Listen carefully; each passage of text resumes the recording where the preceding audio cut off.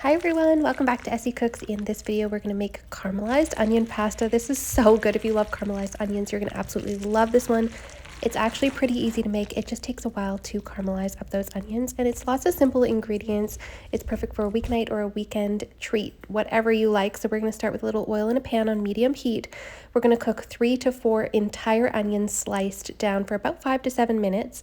Then reduce the heat to low, add a little pinch of sugar. This is just going to help with the browning. If you don't want to add the sugar, you don't have to, but look how nice it helped these onions to caramelize. They need to sit in that pan on low for 20 to 30 minutes after we've lightly browned them, just to really get them caramelized. Then 4 cloves of garlic, about a tablespoon or 2 of Italian seasoning. I'm going to add some smoked paprika to taste, about a teaspoon or 2 in there.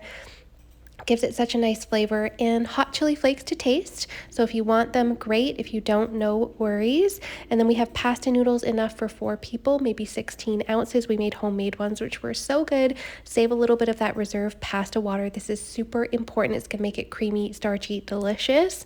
And then I'm gonna add in cream. I made a cashew cream, about 1.25 cups of cream. You can use any kind of cream you want.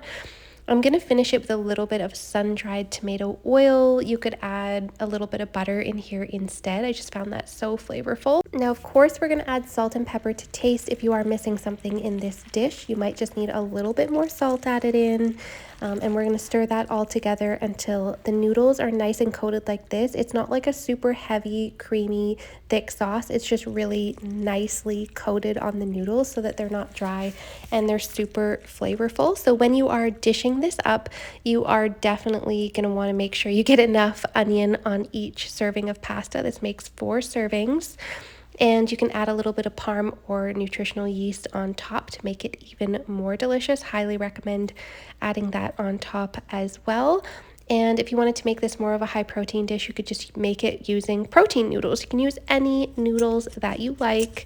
It is customizable noodle wise. You can make it gluten-free, whatever you want. Thanks so much for watching. I hope you liked it. Please hit like and subscribe.